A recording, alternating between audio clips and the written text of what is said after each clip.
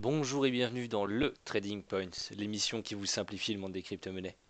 Aujourd'hui, nous nous retrouvons avec votre équipe habituelle, donc Baptiste, moi-même Quentin et Jean-Luc. Phil qui aura sans doute un petit peu de retard, enfin je sais même pas s'il viendra à vrai dire, qui est en vacances, on peut le laisser profiter. Et nos deux invités spéciaux de ce soir seront Jodonné du groupe IOTA France, que je vous invite à rejoindre, qui est assez pertinent et Mathieu de la chaîne, enfin du Discord CryptoStation, qui va nous Salut. parler beaucoup plus précisément d'IOTA et qui vont se présenter tous les deux. L'un de vous, commencez. Vas-y, je vais donner. Donc, comme tu l'as dit, bonjour à tous, c'est Dieudonné de IOTA FR. Donc, j'ai juste créé un groupe consacré à IOTA francophone. Et personnellement, dans les cryptos, je me définis comme un investisseur. Je ne suis pas trader, mais un investisseur qui utilise des techniques de trader pour investir au mieux. Voilà, voilà. Ok, au top. Oui. Et toi, Mathieu? Moi, j'ai découvert la crypto en 2011, ça remonte un petit peu. J'y suis vraiment rentré dedans en 2013 en tant que mineur. Ensuite, plus récemment, je suis encore plus rentré dedans en fait après ma découverte d'IOTA et où là j'ai fondé le site TheTangle.org, pardon, qui est l'équivalent de d'Etherscan sur IOTA. Donc un explorer, pas blockchain pour le coup, on va y venir je pense, mais l'équivalent d'un block explorer. Eh ben nickel. Voilà, et autour de la crypto, après, effectivement, avec Hugo qui était là la semaine dernière, on a un Discord et on fait des podcasts autour de la technologie blockchain et des DLT. Et j'ai d'autres projets Précise un aussi. petit peu DLT. Juste DLT, c'est Distributed Ledger Technology, donc ça va regrouper tout ce qui est des technologies autour de la blockchain. Donc la blockchain, c'est un type de DLT, mais par exemple, je pense qu'on va y venir plus tard, le Tangle d'IOTA, c'est aussi un DLT, mais c'est pas une blockchain. C'est plus généraliste le terme DLT. d'accord. Eh ben, est-ce qu'on passe au programme un petit peu de ce soir? Vous avez quelque chose à rajouter avant Pour moi, c'est bon. Nice, au top. Alors le trading point de soir, on va avoir une petite méthodologie donc pour le day trading plus précisément. Quand vous ne savez pas comment trader, vous n'avez pas forcément de point de vue aussi au baissier, eh ben, peut-être une petite méthode pour justement avoir quelques bases sur toujours lesquelles s'appuyer, dire j'entre, j'entre pas en fonction de quels paramètres entre guillemets. Après, comme d'habitude, un petit point sur les marchés crypto. S'il y a quelque chose d'intéressant à dire qui peut être Hop, intéressant à énoncer pour les marchés financiers classiques. Et je Quentin, il y pense a un que... souci Normalement, de ils son. n'entendent rien. Quentin, Oui. il y a un souci de son, plus personne ne nous entend. Ah bon? Punaise. Que se passe-t-il? Et apparemment, il y aura un problème de volume. Est-ce qu'on peut avoir des retours dans le chat live? Il y a un problème au niveau de la rediff du son, Rabat. Est-ce que ça va mieux? Vous pouvez nous répondre dans le chat? Oula. Ah, nickel, ouais, apparemment ça a l'air d'être mieux. En fait, on entend aussi toutes les notifications Discord. Ah bon? Euh, ça Bah, c'est... allez, regarde, chaque fois qu'il y a un message en chat live, on entend une notification Discord. Et c'est rediffusé dans le stream. Ah, T'entends là les notifications? c'est sans doute Rabat qui prend la capture. Souci réglé. Ah non, non, pardon, c'est mon deuxième Discord. Voilà, donc apparemment ça a l'air d'être good. Alors où est-ce que j'étais? Oui, pour le programme. Et le grand débat, ce qui va vraiment nous intéresser ce soir, excusez-nous pour les différents problèmes techniques. Et le grand débat de ce soir, ce sera IOTA, qui je pense est une technologie très prometteuse qui peut ouvrir la voie aussi, pas forcément elle, mais qui peut ouvrir la voie à des précurseurs qui vont être spécialisés dans un domaine en particulier, ou enfin vraiment définir ce qu'est IOTA, pourquoi il a potentiellement des avantages que l'autre n'ont pas, et on parlera un petit peu de la technique, du Tangle qui est une nouvelle, je ne vais même pas dire nouvelle génération, parce que c'est pas vraiment techniquement parlant, c'est pas du tout le cas, mais on vous expliquera tout ça tout après. Alors Jean-Luc, je vais te laisser intervenir par rapport au day trading. Je te laisse commencer. Salut les crypto-dingos, merci d'être là, nos chers invités, c'est sympa, c'est prestigieux, là, ça monte en puissance. En day trading, c'est un exercice un petit peu difficile. Le marché change tout le temps et c'est vrai que de temps en temps, il est important d'avoir plusieurs arcs, plusieurs cordes à son arc, pouvoir avoir des cadres techniques comme des fils différents. Par exemple, il y en a qui utilisent les points pivots, d'autres les moyennes mobiles, d'autres, enfin plein de techniques possibles, les retracements de Fibonacci, etc., etc. Quand on vient devant le marché, essayez de voir un petit peu sur différentes unités de temps, essayez de voir large, de prendre large sur du 4 heures par exemple, et venir zoomer tout doucement, 4 heures, 2 heures, 1 heure 30, 15, 5, et voir un petit peu si on peut observer des rythmes, si on peut observer des séquences qui se sont déjà passées dans le...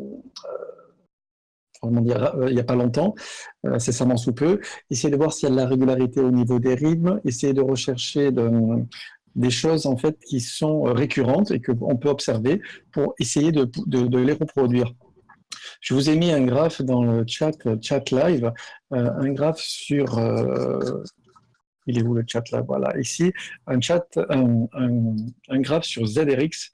ZRX en 2 heures. Il y avait une séquence intéressante sur ZRX. On a vu une arrivée sur zone de support avec les personnes qui utilisent le MACD. Je vous ai fait apparaître une divergence de MACD. Donc, c'est quoi une divergence? C'est que les cours baissent alors que l'indicateur, lui, monte. Il est à l'opposé. Donc, il y a une divergence de comportement. Vous avez les graphes, les cours qui baissent, le MACD qui diverge, et vous avez un passage du MACD au-dessus de la zone des zéros. Et de suite, on a en fait une impulsion assez importante. Alors, si on a loupé cette impulsion, eh bien, on peut effectuer avec l'outil de retracement de Fibonacci une extension entre les deux niveaux, c'est-à-dire depuis l'impulsion 0 jusqu'au top de l'impulsion, et voir que nous avons à peu près dans la zone 0,618, une zone assez intéressante dans les retracements de Fibo, de nouveau une divergence haussière.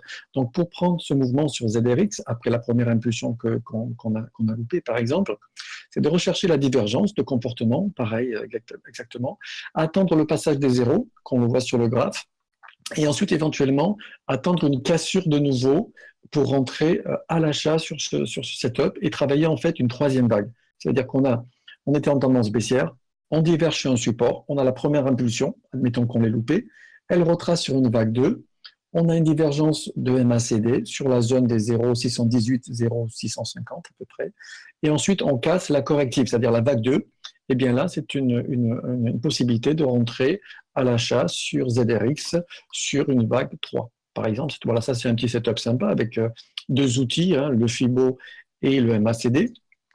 Ensuite aussi en intraday, c'est important de chercher la régularité, le rythme.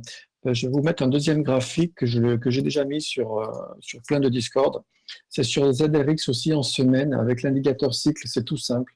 C'est très très simple, on peut le regarder en 4 heures, en 3 heures, etc. En fait, l'idée sur cet indicateur, c'est de trouver une régularité sur le timing et essayer de voir si l'oscillation correspond sur les cours. Là, on voit ZRX en weekly. C'est un graphe que j'ai posté il y a à peu près 5 semaines. À peu près, il n'y avait pas encore les bougies vertes. Bon, ben là, le marché a été généreux, c'est parti dans l'hypothèse, c'est sympa pour l'exercice. Donc, chercher la régularité sur l'indicateur cycle, voir que ici, ZRX en semaine, eh bien, il fait à peu près 1, 2, 3, 4, 5, 6, 7, 8 semaines d'impulsion. Il fait à peu près 8 semaines de corrective, 8 semaines d'impulsion, 8 semaines de corrective. Donc, en fait, on a les deux premiers cycles qui sont correspondants, qui sont corrects, qui sont justes, qui semblent en tout cas bien rythmés. Ensuite, l'idée, quand j'ai posté ce post en fin du mois de juin, c'était en fait trouver le troisième cycle, c'est-à-dire la troisième régularité, le troisième rond que l'on voit sur le graphe. Et ensuite, maintenant, c'est quoi le travail en weekly? C'est d'essayer d'aller chercher le même mouvement qu'on a fait des 8 semaines précédentes, c'est-à-dire aller chercher encore un trade de 8 semaines sur ZRX et aller chercher la même extension que la précédente. Donc, essayez sur les graphes aussi, j'en ai parlé souvent, mais je le redis, c'est important, de faire passer aussi l'abscisse, c'est-à-dire l'axe vertical sur les graphes, il est tout aussi important que les ordonnées, c'est-à-dire l'axe horizontal. Souvent, on ne regarde que le prix, c'est-à-dire l'horizontalité. Il est important de faire apparaître, quand c'est possible, l'axe des abscisses. Donc, l'axe vertical est un axe aussi très, très important en trading. Donc, avec ces deux petits outils, simplement le MACD, les retracements de Fibonacci et les cycles, le rythme, on peut déjà avoir un petit embryon de trading, un petit embryon de setup, et faire en intraday des petites opérations sympathiques. Alors, il n'y a pas que le Bitcoin hein, sur les marchés des cryptos. Excuse-moi de te Oui, couper, je te laisse reprendre t'en tout de prie. suite après. Oui, Il merci. semblerait qu'on ait encore une fois un problème technique. Apparemment, il y aurait une Sympa. boucle qui soit générée par Discord en lui-même via le studio d'enregistrement. C'est un peu complexe. On est en boucle. Euh, On est ouais. champion. Oui, non, on n'est pas en finale. On a fini la finale, Jean-Luc. Est-ce que c'est bon pour vous qui nous entendez dans le live? Quand Est-ce que Jean-Luc, ça, ça avait ouais, est-ce l'air que ça marche mieux? intéressant. Nous, on entend très bien ici. C'est-à-dire que le live a coupé, il faut qu'ils actualisent pour que ça relance. Le stream a été arrêté. Hop.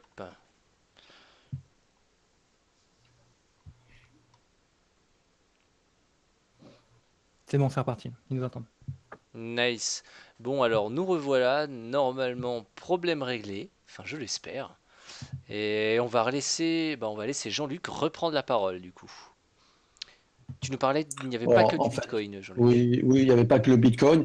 Et pour faire court, en fait, essayez de mettre rajouter dans votre trading l'axe des abscisses, donc l'axe vertical, c'est très intéressant quand le rythme apparaît. Essayez de voir des marchés qui vous conviennent. Des fois, vous avez vu récemment le BTC, eh bien, il fait une Et, quiche nette vers le haut. Oui. une question, est-ce que du coup la méthodo, parce que j'ai pas trop centré le débat, mais la méthodo pour faire du day trading, un petit peu comment toi tu te lèves, sur quelle base tu vas poser ton analyse daily? Eh bien, les possibilités sont très vastes, en fait. On a beaucoup, beaucoup d'indicateurs, beaucoup de possibilités, mais revenir à la base, en fait, c'est essayer de travailler les ouvertures, les clôtures, déjà, les high-low des journées précédentes. Donc ça, c'est déjà un cadre de base. Noter les ouvertures et les clôtures, noter les retracements de moitié ou les retracements qui sont les plus utilisés sur Fibonacci, par exemple, noter les niveaux de divergence, noter les niveaux de volume ou des volumes comment dire, qui sortent du lot apparaissent. Ça aussi, ce sont des niveaux souvent de support et de résistance remarquables. Notez la régularité sur les courses. Si vous pouvez compter même les bougies, c'est intéressant de compter les bougies. Quand vous voyez, par exemple, qu'en horaire, on a 6 bougies haussières, 6 bougies de hausse, 6 bougies baissières, eh bien, essayez de voir si derrière, on peut de nouveau avoir 6 bougies haussières. Essayez de trouver des rythmes, c'est quand ils apparaissent. Euh, Trouver les niveaux remarquables. D'autres personnes utilisent les points pivots. Des fois, les points pivots, on a beaucoup de pertinence avec ces outils-là. En fait, les outils sont tellement nombreux et c'est pour ça qu'il y a tellement du bruit autour des marchés de la crypto, par exemple, parce que tout le monde utilise sa méthode, tout le monde utilise le Renko, le Kagi, le bar chart, les chandeliers japonais, les Fibonacci. Enfin, il y en a tellement qu'à un moment donné, c'est un peu le chaos. Et d'ailleurs, on le voit avec tout ce bruit parce que tout le monde utilise un peu tout et n'importe quoi. Ça fait beaucoup d'agitation. Mais les bases les plus connues, donc ce sont les plus intéressantes. Essayez de faire simple. C'est vrai qu'on dit faire simple. Bon, c'est pas si simple que ça, mais essayer de retrouver un trading simple, prendre son temps, faire apparaître le rythme, c'est très important. Donc, quand vous voyez que par exemple, on a fait 6 bougies haussières et qu'on a fait 6 bougies baissières, peut-être qu'on va peut-être avoir de nouveau 6 bougies haussières. Donc là, on a peut-être une opportunité. On vient de retracer de 50%, Mais du coup, rechercher une Jean-Luc, divergence. Oui, tu, oui, tu, mon pote. tu ne réponds pas à ma question. Oui. Moi, ce que je veux savoir, c'est quelle vraiment brute et de manière très synthétique aussi, Mm. une méthodologie pour le day trading. Sur quoi je dois me baser voilà, le Bon, matin quand je me lève, eh bien, qu'est-ce que je vais regarder je regarde plusieurs unités de temps et j'essaye en fait de trouver les groupes. Quels sont les groupes en Plusieurs présence? unités de temps, Oui. c'est-à-dire comment tu Par, fais, qu'est-ce que tu regardes? par exemple, si je vois que le 4 heures est haussier, le 3 heures est haussier, le 2 heures est haussier, le 1 heure est haussier, eh bien, je vais essayer de rentrer sur une petite unité de temps, sur le 15 minutes ou le 5 minutes, et je vais essayer de voir s'il y a une corrective sur le 5 minutes, par exemple. Si de nouveau on casse en 5 minutes la vague qui est en train de corriger, eh bien, je vais rentrer long sur une base 5 minutes. Pourquoi? Parce que je sais que derrière, le 4 heures, le 3 heures, les 2 heures, enfin, de grosses unités de temps, les groupes principaux sont dans la tendance. Si par exemple que j'estime entre deux niveaux, le 4 heures, le 2 heures et le 1 heure sont en range, eh bien je sais que nous sommes en range entre deux zones de prix, eh bien je vais simplement travailler. Si par exemple, c'est la base, hein, la tendance est haussière, je vais par exemple travailler à l'achat la base du range, c'est-à-dire acheter le bas du range. Si la tendance est baissière, je ne vais vendre que les parties hautes du range. Normalement, c'est comme ça qu'on fait. Après, si on est affûté, qu'on a une technique un peu plus agressive, dans un range, on peut acheter le bas et le haut. Mais techniquement, normalement, on doit travailler le range dans le sens dans lequel nous sommes rentrés par rapport à la tendance précédente. Ça, c'est la base. Donc, toujours essayer de penser en termes de groupe.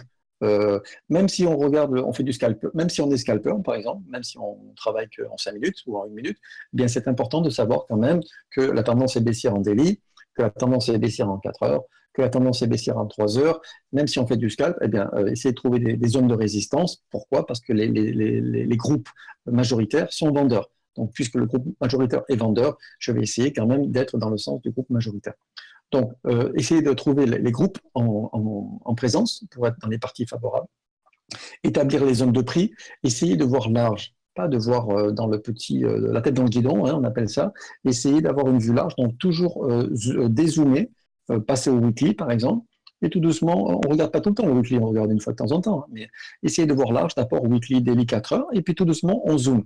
Mais avoir une idée des grandes unités de temps pour avoir une vue large, pas une vue de la dernière petite tic du 1 minute qui vient de se produire. Sinon, on a la tête dans le guidon et on ne voit pas une vue d'ensemble. Donc, toujours travailler dans le sens de la tendance, quand c'est possible. Être contrarien le moins souvent possible, sauf quand on est faible ou hein, ça aussi, c'est une technique intéressante, voir quel est l'actif le plus faible ou le plus fort. On avait parlé de cette technique à la faiblesse ou la force, comparée par exemple à l'Ethereum ou au BTC, voir lequel, dans les phases baissières, donne plus en pourcentage ou donne plus en points. Eh bien, il est intéressant, par exemple, de shorter un BTC faible dans une tendance baissière que de shorter un Ethereum fort dans une tendance baissière. Donc, on peut comparer les deux actifs entre eux et voir celui qui donne le mieux dans les phases haussières ou baissières.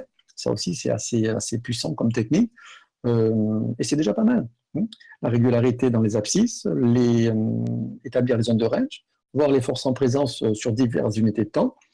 Trouver des retracements. Les retracements, c'est des trucs très très simples dans le trading. C'est très efficace, ça fonctionne énormément. On voit ZRX en semaine, il y a eu une extension de 100%, elle a retracé de 50%. On est repassé à l'achat, c'était assez simple. Tiens, Donc trouver d'ailleurs, du truc simple. tu Oui. parlais de tendance haussière, je serais bah, BTC. Voilà, je pense que j'ai pas d'autre mot à ajouter. Il est en train de repartir gentiment. Bon, je dis pas que ce sera pour définitif, hein, très très loin de là. Mais il est reparti sur sa petite tendance haussière. Qu'est-ce que tu en penses, toi? Alors, c'est pas une tendance haussière, c'est une tendance Voilà, corrective. un mouvement correctif haussier. Voilà. Excuse-moi, j'aurais dû préciser. En fait, le marché, il fait ce qu'il veut, d'accord? Nous, on peut pas savoir ce qu'il va faire. Par contre, on a des outils, on a un capital et on a normalement dans notre besace quelques outils techniques. La meilleure des techniques, c'est une psychologie de ne pas, par exemple, se risquer beaucoup, c'est-à-dire partir au départ avec une petite position. C'est comme au poker. Au poker, on n'est pas tapis de suite, sinon il n'y a personne qui vient nous payer. Euh, En fait, c'est toujours essayer une petite position et ensuite, si le marché est généreux, qui va dans le sens de notre hypothèse, renforcer la position. Donc, au départ, on paye pour voir et ensuite, si ça fonctionne, on renforce. On n'essaye pas de rentrer full à donf parce que en fait, c'est pas judicieux. Après, on fait comme on veut, hein, chacun sa technique, mais toujours essayer de rentrer tout doucement. Donc là, on a vu qu'il y avait une possibilité en fait sur la zone de 5008. On a vu des divergences, on a vu que c'était une possibilité de support mensuel, on a vu que c'était une zone travaillée. Donc, en fait, les acheteurs, tout doucement, essayent d'accumuler un petit peu sur cette zone, une zone qui est assez quand même fragile, puisque pour l'instant, on est en train de dresser une pseudo-épaule droite sur une figure graphique de retournement, en fait, qui n'existe pas. Ce n'est qu'une vue de l'esprit, et pour l'instant, elle n'est que dans notre imaginaire. Pour la valider, en fait, il faudrait passer la zone des 6008.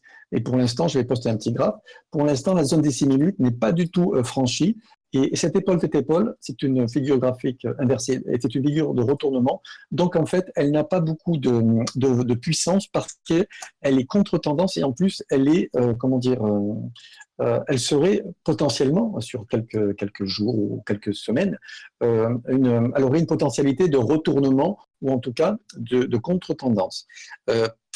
Pour bien valider cette figure hein, qui semble se mettre en place, il faut en fait passer les 6008, d'accord, et même avoir un petit pullback qui inverserait la polarité de la zone 6008. Ça veut dire quoi? Ça voudrait dire Cette que figure est quand même déjà compromise en elle-même, avec Ouais, mais la petite elle est pas cassure. encore validée, mais elle peut se réaliser. Elle est presque faite. On a fait un petit graphe là sur Chat Live. Il faudrait passer les 6008 et qu'ensuite on vienne s'appuyer sur les 6008 sur le pullback et que 6008 inverse la polarité. Ça voudrait dire que 6008 devienne un support et qu'on achète ce support. Comment on fait dans les livres d'analyse technique si on pense que cette figure est corrective et qu'on veut prendre le risque de la travailler? Eh bien, dans les livres, en fait, on achète le pullback ou le passage des 6008, d'accord? Et ensuite, on met le stop normalement sous l'épaule droite. Ces bas soulèvent un point intéressant qui est le volume quand Oui, même, qui aussi, est, aussi. si je pourrais dire, Mais minable. justement, mais si on la passe, normalement, les 6008, il devrait y avoir du volume. Et au pullback, on devrait avoir du volume de nouveau. Parce qu'il y a une partie des personnes qui vont prendre peut-être le passage comme ça à la volée, c'est-à-dire des personnes qui sont en ordre limite 6008. Ils vont prendre le premier parce qu'ils se disent, oui, s'il faut, on va aller à l'objectif de suite. Et il y a ceux qui seront peut-être moins chauds et qui attendront peut-être le pullback et qui viendront acheter les 6008. Donc en fait, la figure, elle n'est pas du tout réalisée. Elle n'est pas encore du tout faite. On peut échouer sous les 6008 et vasouiller et partir vers le bas. En fait, elle tente de se réaliser, mais pour l'instant, ce n'est qu'une vue de l'esprit. Mais comment on travaille cette figure? C'est que normalement, au passage et au pullback, si on croit au retournement, on achète les 6008 et on met le stop sous l'épaule droite, c'est-à-dire sur la zone des 6000 là, sur le graphe, d'accord? Et l'objectif, il est à 7931. Mais c'est contre-tendance du weekly. Ça veut dire que le canal que vous voyez rouge ici, qui est en 4 heures, eh bien ce canal, c'est la tendance baissière qui est sur le daily. Donc si on casse le daily avec cette figure graphique, ça sera pour aller chercher une corrective, mais attention, la corrective, elle est toujours contre-tendance du weekly, parce que notre weekly, il est toujours baissier. Mais on a touché peut-être un support 5008 mensuel. Donc, qu'est-ce qu'il faudrait pour repasser bulle complètement? Il faudrait donc que la corrective se mette en place, donc faire cette figure graphique, aller au 7931 et ensuite casser par exemple un plus haut encore, la zone des 9 ou 10 000 pour se retrouver comment? Pour se retrouver avec le mensuel haussier, le weekly haussier et le daily haussier. Et là, on se retrouvera avec 3 unités de temps, 3 groupes principaux dans le sens de la tendance. Et là, de nouveau, on pourra investir sur le moyen long terme, puisqu'on aura 3 unités de temps principales. Là, pour l'instant, on a une hypothèse que le mensuel serait 5008, le support. Le journalier est toujours baissier pour l'instant, tant qu'on ne passe pas les 6008. Donc, il faut passer les 6008, aller à l'objectif de l'épaule tête-épaule, c'est-à-dire faire la figure graphique contre-tendance corrective, qui irait chercher le canal du weekly, et ensuite peut-être revenir tester les 6008, et enfin casser les 7009 et les 9000 et 10 000 pour que toutes les unités de temps, les grosses unités de temps, soient haussières. Donc pour l'instant, on n'est pas du tout dans un marché haussier, on est dans un marché qui a envie de corriger ce gros mouvement baissier en ayant touché les 5008. Donc pour l'instant, on peut faire tout ce qu'on veut, on ne sait pas du tout ce qui va faire le marché, sauf qu'il essaye de construire une pseudo-figure graphique de corrective. Si elle passe, c'est une ETEI, on les voit dans C'est quoi une le jeu de l'esprit, c'est ETEI? subject. C'est une épaule tête-épaule inversée, on le voit sur le Ah, graphe. d'accord. On a dit Je une connaissais épaule, pas en anglais ils disent l'abbréviation. une shoulder, là, Head shoulder en anglais, ou je ne sais pas comment on dit. Ouais. Et c'est une figure, en fait, une figure graphique contre-tendance corrective. Attention, elle est très dangereuse. Pourquoi? Parce qu'elle est contre-tendance corrective. Elle n'est pas dans le sens de la tendance principale. Si on était dans un marché haussier et que le support c'est 5008, on soit en tendance haussière en mensuel, en weekly et en daily, là, ça serait un caviar. Ça serait un caviar parce que le marché serait haussier avec 3 unités de temps principales, donc mensuel, week et daily. Là, on aurait une figure graphique caviar. Ça veut dire que là, on pourrait mettre un beau petit billet dessus, même au passage, au pullback et renforcer la position entre 6008 et 7931 parce qu'on aurait 3 unités de temps derrière nous qui poussent. Et là, c'est pas du tout le cas. Là, on est peut-être juste dans l'expectative que le mensuel serait sur un support. Le weekly est baissier, le daily il est encore pas cassé en baissier. Donc c'est très très dangereux. Si elle passe, il faut mettre un petit billet dessus et surtout pas mettre le paquet parce qu'on n'est pas du tout encore en marché haussier. On est juste dans une corrective haussière dans un marché baissier. Donc, on y va gentiment avec le levier. Cool, Voilà. cool. Ça y est, filet de retour indirectement. Ah, non, moi, Mm. je sais pas, franchement, j'ai mon pivot là, il est dessus à 6650. Je t'ai grossi un peu. On va voir Mm. la clôture, pivot monthly, hein, donc on va voir la clôture Mm. daily, comment ça se passe. Mais Quel En fait, bazar. Il n'y a, y l'idée, a pas c'est de que direction prédéfinie. si 5008 c'est un support mensuel, l'idée de faire l'épaule tête épaule inversée, c'est de tenter une corrective contre-tendance qui irait, en fait, qui donnerait un élan sur le monthly pour pouvoir repasser en tendance haussière générale. Mais on en est très, très, très loin.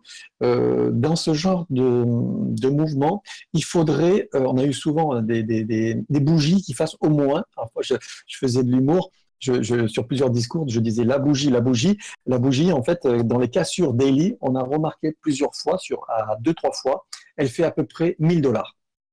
Donc, si demain, en 4 heures, on a une bougie bien verte qui fait 1000 $, on peut commencer à voir qu'il y a eu du bulle qui se sont mis en marche. Et là, on peut commencer à voir ce qu'on peut faire. Mais tant qu'on n'a pas the bougie de 1000 $, c'est vraiment très, très léger. On le voit sur les graphes, c'est vraiment, on y va à tâtons, hein, là, sur cette épaule droite, c'est vraiment très, très, très, c'est pas poussif, quoi. Donc, si demain on a la bougie de 1000 $, là, on peut commencer à se dire, tiens, il y a un peu de mouvement sur les bulles. Mais pour l'instant, attention, c'est qu'une petite possibilité de corrective, ce n'est pas une tendance haussière. Donc, prudence.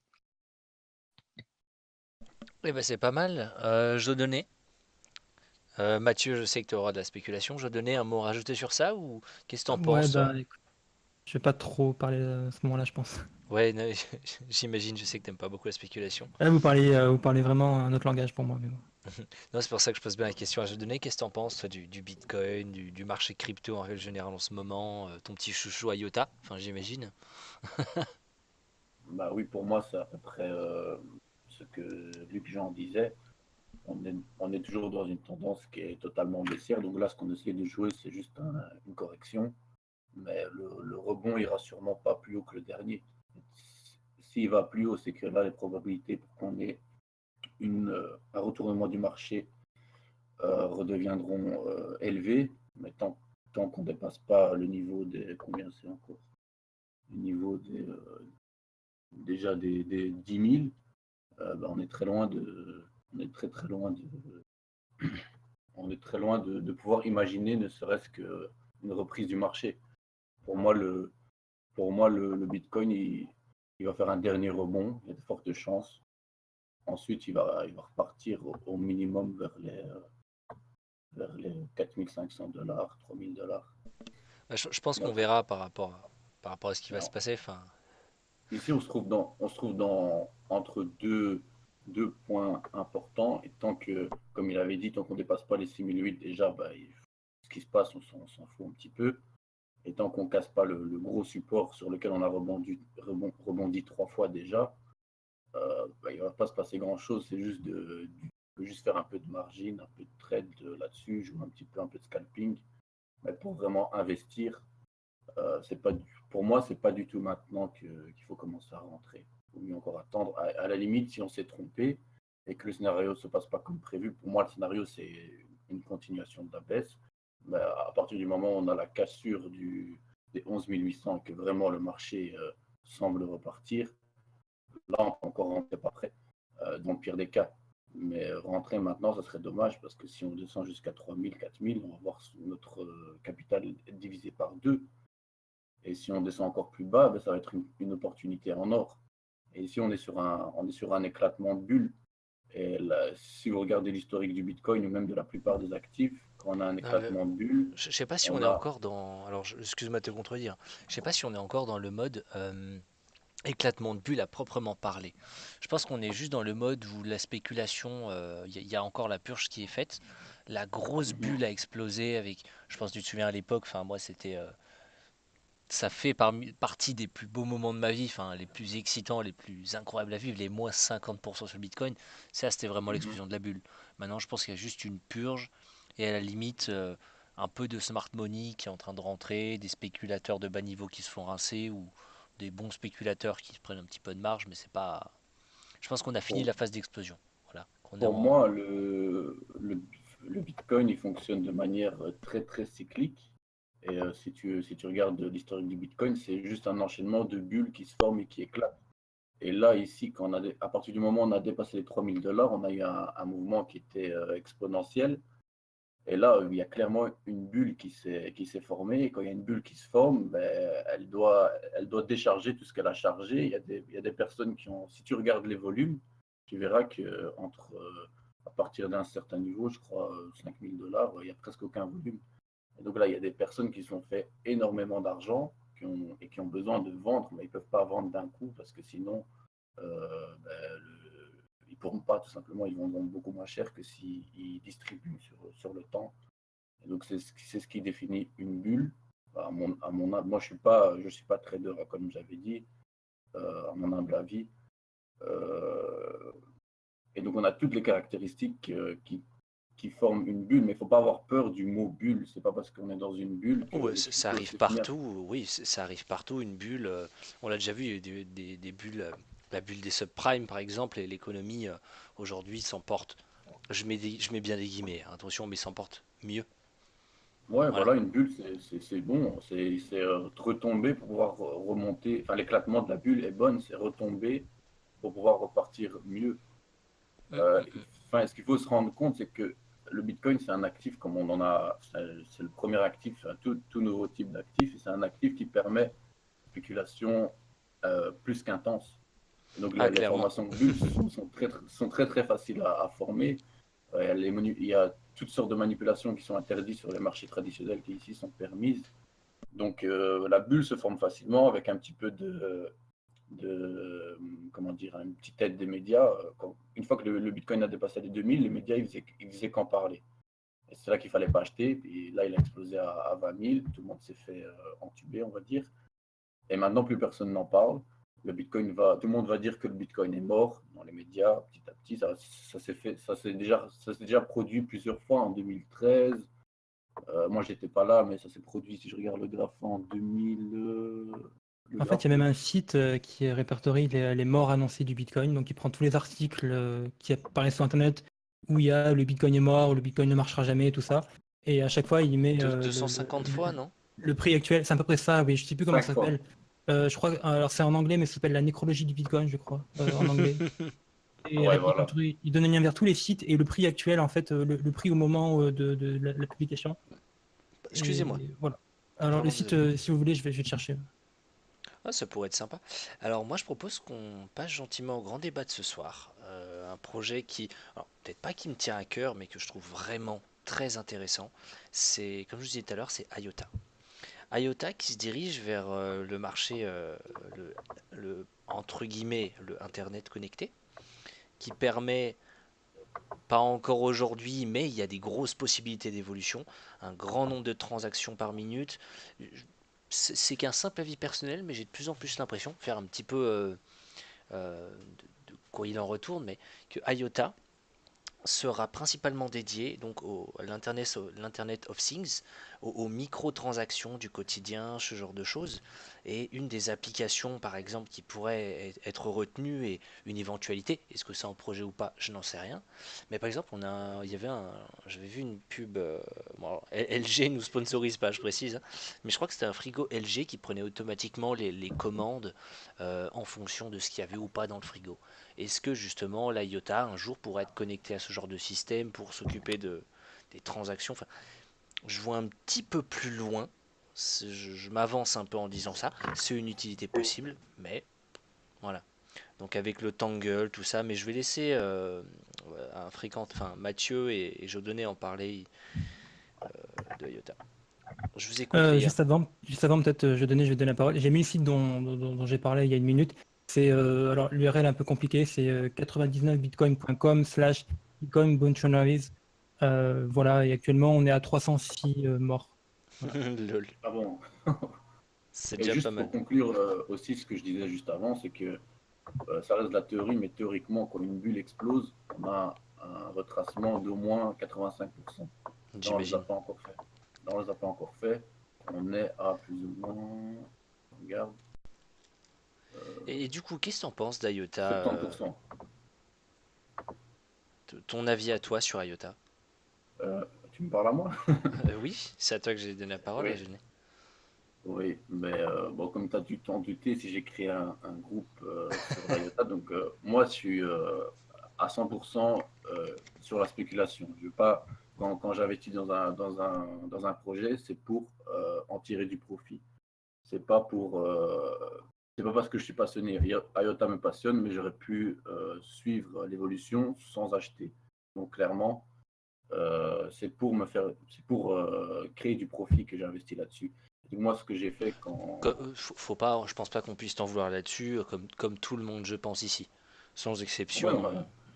mais là où je voulais en venir, c'est que moi, ma manière de faire à la base, maintenant, c'est un petit peu évolué parce que je me rends compte que le marché est totalement, enfin, au fil du temps, le marché devient de plus en plus irrationnel.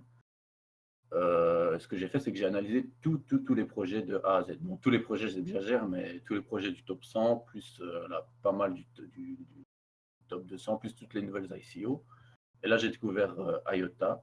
Et au départ, c'était simplement une question tout simplement, la caractéristique principale de l'IOTA, c'est la scalabilité infinie.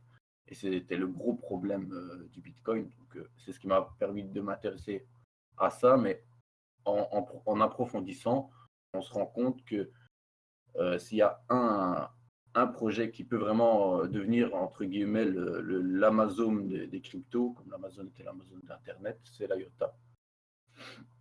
Mais ce que j'aimerais mettre en évidence pour les personnes qui nous écoutent, c'est que il y a beaucoup de gens qui disent que les crypto-monnaies, c'est un actif comme un autre, c'est comme la bourse, etc.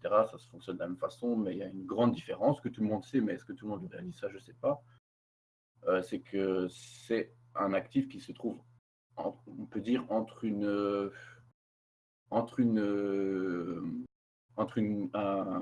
action et un objet de consommation. C'est-à-dire que, premièrement, une partie des intervenants vont acheter du IOTA ou du NEO, n'importe quoi, pour gagner de l'argent, et une autre partie des intervenants vont acheter ces crypto-monnaies pour les utiliser. Et c'est ce qui fait que pour moi, la crypto-monnaie qui va ressortir de ça, qui va permettre d'avoir une utilisation, elle va générer la hausse sur le long terme la plus importante que l'histoire, pour moi, a jamais connue. Un peu à la façon de, comment on appelle ça? Mince, c'était une expression de Hugo en plus, ça, de les utility tokens, merde, mince, pardon. Là, tu parles du network effect, je crois. Ouais, exact, merci beaucoup. Ouais, un peu à la façon du network effect que Xelion ou Hugo affectionne tout particulièrement. Ce que je peux comprendre du coup. Les allusions dont je vous ai fait part tout à l'heure, est-ce que tu les trouves cohérentes, toi? Je donnais Mathieu aussi, hein, n'hésite pas à t'exprimer dessus, mais est-ce que vous trouvez ça possible vraiment, comment dire, IOTA arrive à unifier tout un entre guillemets, enfin de plusieurs visions différentes, plusieurs pans de l'économie, plusieurs pans de la technologie et de la vie quotidienne comme ça. Je vais venir dans mon Par exemple, enfin, explication. je peux citer ça et je pense que vous êtes plus informé que moi là-dessus. Je sais que IOTA a des partenariats comme Bosch, comme VV, Tesla, qui sont des partenaires, comment dire, de taille, je dirais, vraiment de taille par rapport Ouais. aux grosses corporations mondiales. Et est-ce que justement on n'est pas en marche?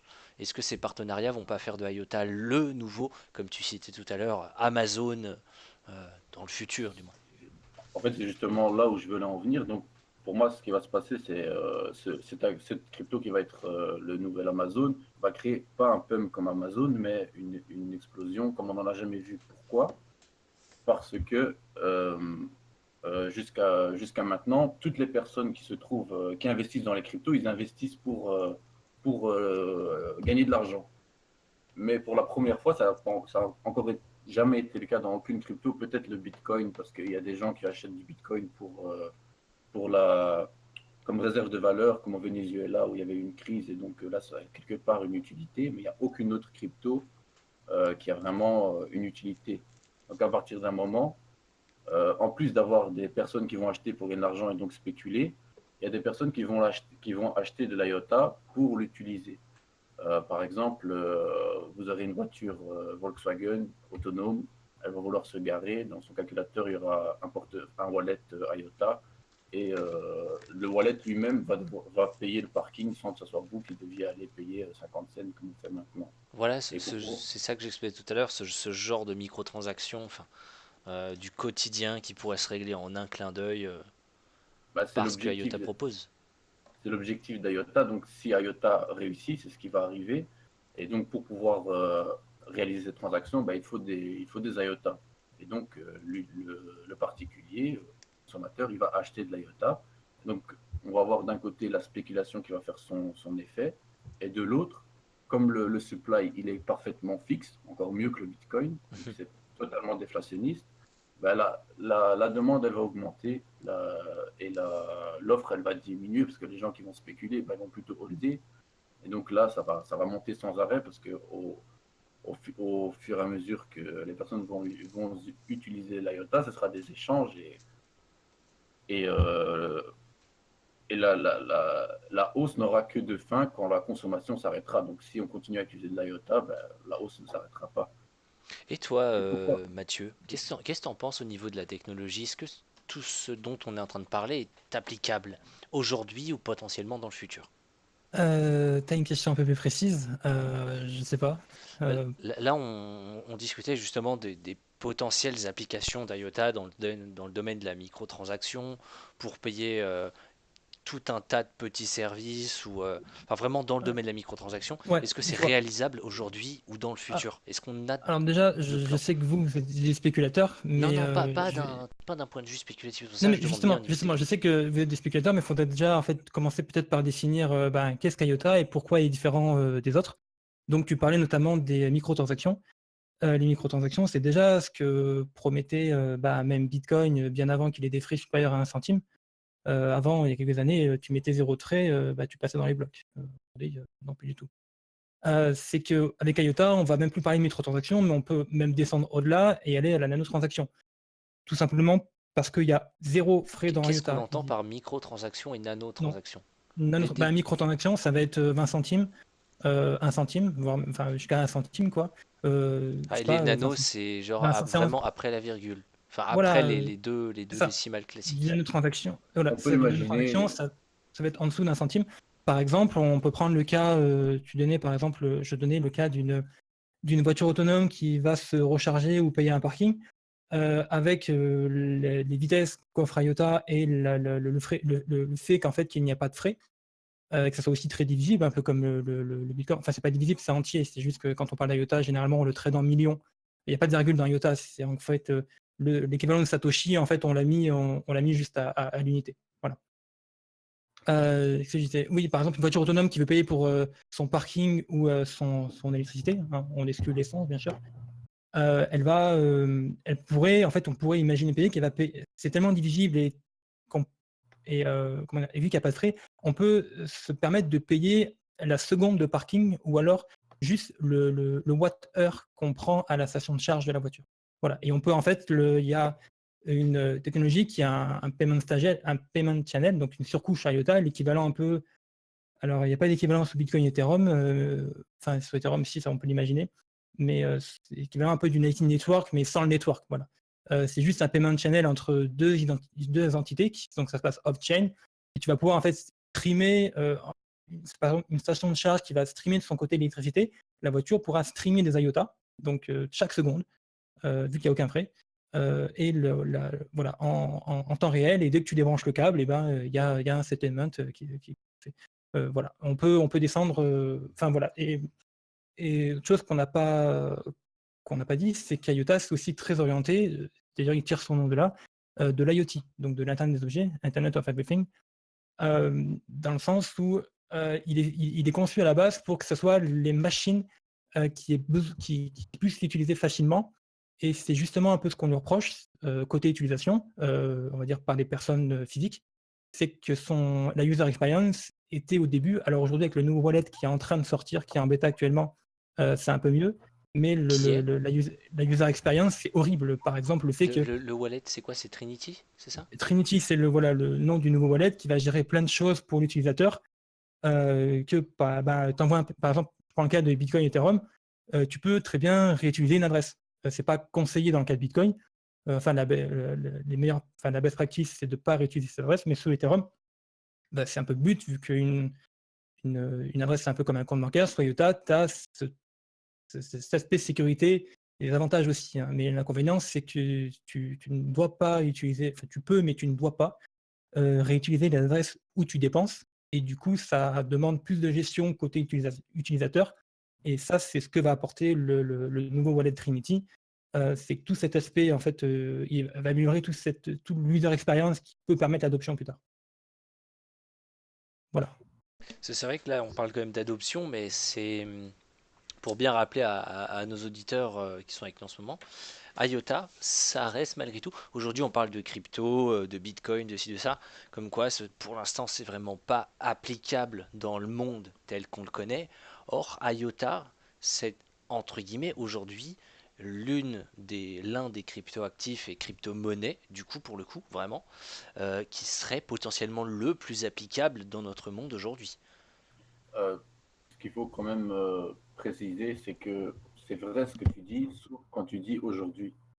Euh, IOTA, c'est encore vraiment en développement et Il faudra, non, s'il est encore trop, ça c'est il est, clair.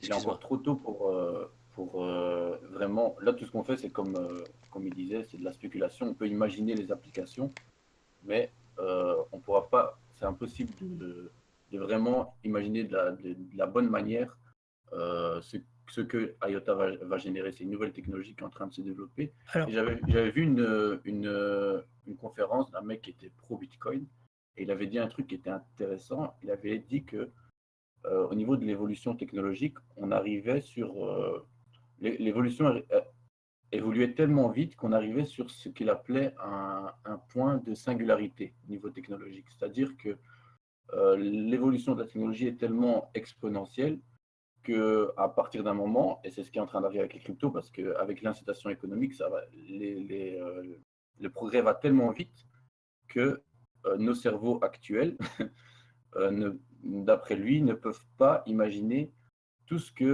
les conséquences que l'avènement de ces technologies-là vont arriver. Donc maintenant, c'est vrai qu'on peut imaginer des choses qui sont très applicables à notre vie actuelle, mais la Fondation IOTA sont fortement dans cette optique-là, c'est qu'ils savent que le monde va changer complètement. C'est pour ça que eux, par exemple, ils visent le trinaire et pas le binaire, et qu'il y a des gens qui pourraient se dire pourquoi vous amusez à faire du trinaire. Il n'y a personne il n'y a aucun appareil qui fonctionne en trinaire, c'est moins efficace. Mais eux, ils savent, enfin, c'est ce que moi j'ai compris, c'est ce que je comprends de la fondation, c'est ce que j'ai l'impression de comprendre, c'est que eux, ils ont une vision qui est très très futuriste et qu'ils savent eux-mêmes qu'on ne peut pas nécessairement définir à l'avance les applications. Une partie, bien sûr, mais ça sera, à mon avis, une très faible proportion, enfin une très faible partie de ce que les technologies comme l'IOTA va générer, quoi. Ben, Tu vois ce que je veux dire? j'en parlais beaucoup avec mon collègue et on est venu à une conclusion, enfin collègue et ami aussi, c'est qu'on est sur le point, enfin je pense, hein, grâce aux crypto-monnaies, de changer de paradigme, de potentiellement changer de modèle. Bon, pour reprendre Phil, on ne change, enfin les gens n'aiment pas le changement, du coup ça viendra à la suite d'un cataclysme. Alors je veux même pas savoir ce que c'est, ça me fait un petit peu peur d'avance. Enfin, c'est malheureux de dire ça, mais les changements arrivent toujours à ah bah si j'avais su, j'aurais fait comme ça. Voilà, enfin c'est la phrase un peu cliché, mais euh, on est sur comment dire, on va vraiment changer de paradigme, un potentiel nouveau modèle. C'est ça qui est Ouais, super intéressant. je suis plutôt d'accord. Mais donc, ce que je conclus de ce que je viens de dire, c'est qu'en fait, c'est très compliqué de savoir si IOTA sera vraiment le futur actif en spéculant sur les applications qu'IOTA va générer. Pour moi, il faut être très pragmatique. Et ce qui, selon moi, fait que l'adoption massive se fait, c'est d'une part ce que, évidemment, les citoyens vont vouloir faire, mais c'est surtout ce que les industriels vont proposer aux citoyens. Et c'est pour ça que pour moi, IOTA est le candidat principal pour l'adoption massive, c'est que c'est le seul, il y a Ethereum aussi, et peut-être un petit peu VeChain, je sais pas si tu connais. Si, VeChain que. Mais sinon, il y a très peu de crypto où les industriels s'intéressent vraiment. Donc une fois qu'il y aura une fois que les industriels auront adopté cette technologie, c'est-à-dire qu'ils auront développé des produits qui utilisent cette technologie, c'est là qu'il y aura l'adoption massive. Et IOTA, enfin, je sais pas comment on peut ne pas voir ça, mais il y a des figures très très importantes de la fondation de l'industrie, comme comment il s'appelle, Rolf Werner de Fujitsu, donc c'est le directeur de Fujitsu Europe. Il y a Johan Wurtbierg, je ne sais pas quoi, un nom allemand très difficile à prononcer, qui est une figure importante de, de Volkswagen. Volkswagen, c'est Lamborghini, Bugatti, c'est les Ah camions oui, non, MAN, mais je c'est crois. le groupe Volkswagen. Oui, Voilà. clairement. Et, C'est pour ça que je disais bien tout à l'heure des alliés de taille qui pourraient permettre à IOTA d'avancer. Et on est, alors certes, je te l'accorde, on est toujours dans la spéculation, mais la spéculation brute. Mais on a quand même, comme tu disais tout à l'heure, toujours pour souligner un certain pragmatisme qui fait que on se base sur des éléments qui nous sont rapportés ou vus directement par, enfin bah, sur, oui, dis. ce qui est assez marquant, c'est que ces gros industriels, ils n'ont pas simplement dit je m'intéresse à cette technologie, ils font enfin, je sais pas, des meetings, ils participent à des meetings où il y a eu un événement à Hangover, je pense, en Allemagne, où tous les industriels étaient réunis. Mais en plus de ça, ils font partie eux-mêmes de la fondation. Johan Junwirt, c'est comme ça qu'il s'appelle, il fait partie de la fondation IOTA. Rolf Werner, il fait partie de la fondation IOTA. Il y a aussi des figures importantes de l'ONU. Julie Maupin, elle fait partie de la fondation IOTA. Et enfin, c'est un contrat qui est signé. Donc le contrat, il est mis. Nous, on fait partie de la fondation, donc on va avancer ensemble. Ils veulent avancer avec la fondation IOTA. À côté de ça, il y a encore Bosch qui a investi une somme très importante. Et quand tu investis une somme, c'est pas pour juste spéculer, c'est pas une société de spéculation, même si c'est la partie investissement, je crois, de Bosch. On ne Mais sait c'est quand pas. même. C'est C'est pas Bosch, je crois que c'est Bosch VC, donc le venture capital de Bosch qui a, il y a bientôt, il y a plus de 6 mois, qui a acheté une grosse, enfin une assez grosse, on connaît pas le montant, mais une grosse quantité de tokens à IOTA. Ça s'est fait outiller avec la fondation. Ce que tu as dit, c'est vrai dans le sens, enfin ce que dit par rapport aux industries, c'est vrai. Je me demande personnellement comment ils ont réussi, donc la fondation IOTA, à recruter autant de monde qui vient de l'industrie. Ils font des gros partenariats, notamment les plus connus, c'est avec Bosch, Volkswagen et Fujitsu. Et ils ont aussi, enfin, ils développent quasiment que ça. On a l'impression que justement, ils privilégient le business development par rapport au core development, où il y a actuellement des problèmes software sur IOTA qui sont absolument non négligeables. Et sans régler ces problèmes, IOTA ne pourra jamais passer en production, parce qu'actuellement, même moi, je ne le considère pas du tout en production. Pourtant, je peux que le supporter, enfin, voilà, de mon point de vue. Par euh, contre, il y a un truc très important aussi, c'est que oui, effectivement, ils cherchent en fait à allier, à faire un maximum de partenariats avec des industries qui sont déjà, comment dire, qui tournent beaucoup déjà, donc dont des grosses entreprises, parce qu'ils se rendent bien compte que le plus important, c'est l'adoption. C'est pas de holder. Tout à l'heure, tu as dit que nous, on fait que de la spéculation. Heureusement qu'il n'y a pas que tout le monde qui fait que de la spéculation. Sinon, les crypto-monnaies, ça reposerait vraiment sur rien. Ce qui est plus Alors, important, c'est ceux qui attention, non, développent des je, choses. je pense qu'il faut changer son mode de pensée, Mathieu. Alors, c'est bête, mais c'est comme ça que ça marche. Et c'est le modèle économique du capitalisme qui veut ça.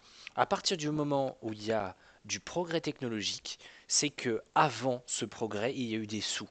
Il y a eu du capital qui s'est, qui s'est, qui a investi dans l'espoir de générer du profit.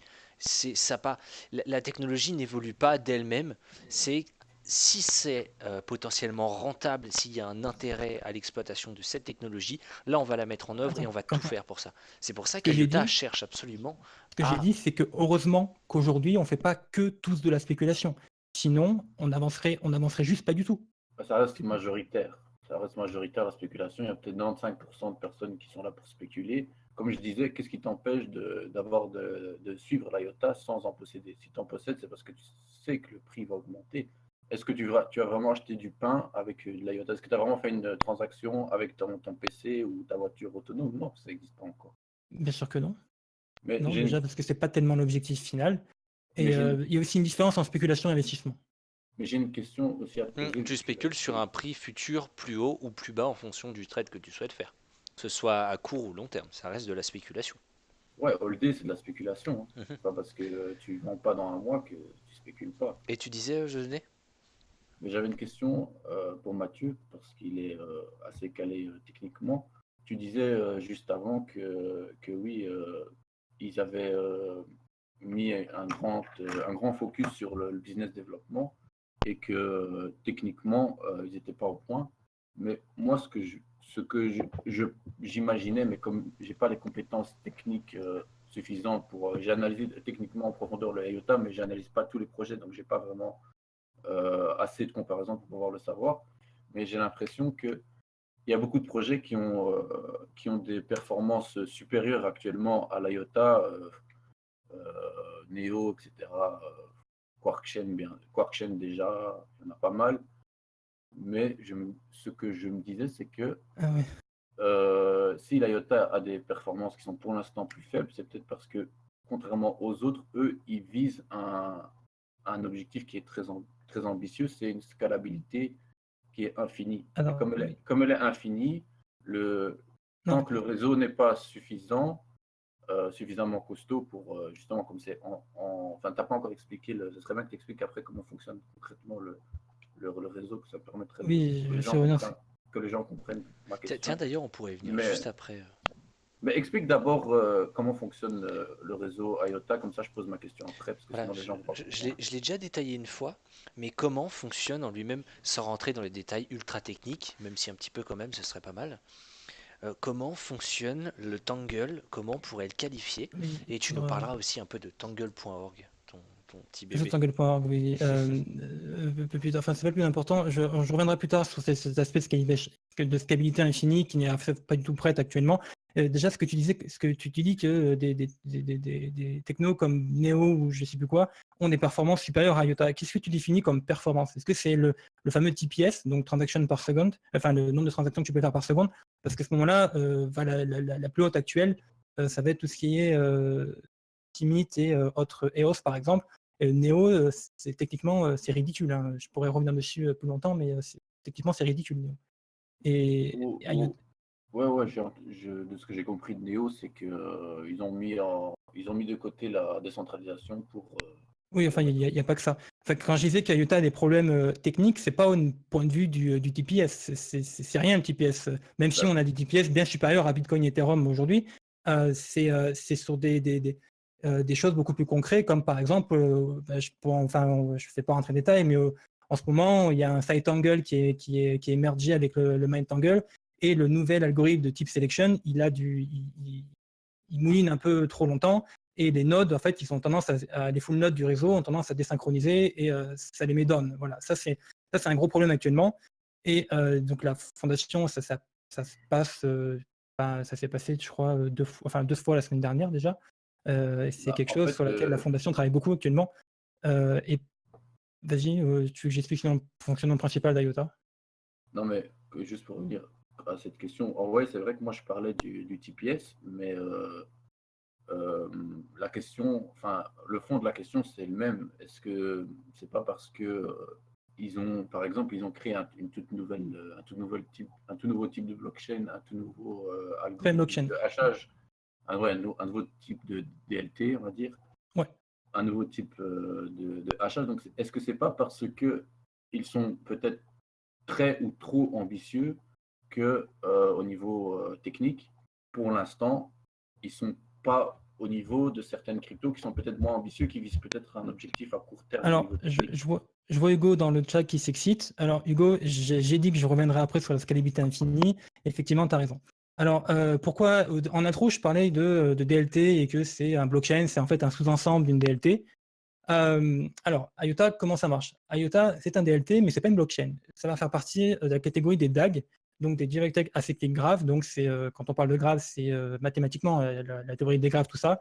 C'est un graphe dirigé qui n'est non cyclique.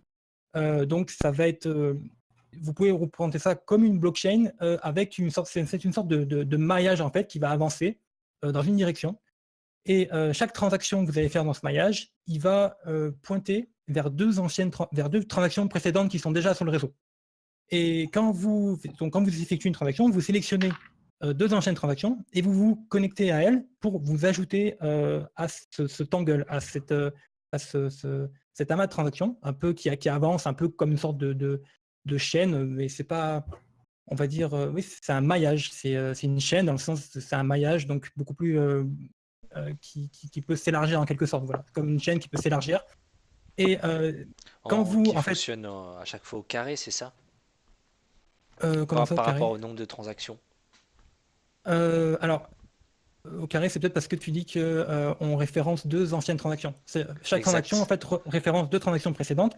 Et en les référençant, c'est très important de choisir. Tout à l'heure, je parlais d'algorithme de type selection qui vient d'être changé. C'est très important de choisir des bonnes transactions sur lesquelles on se connecte parce que vous allez valider ces deux transactions sur lesquelles vous vous connectez. Vous rajoutez en fait un poids de confiance sur ces transactions.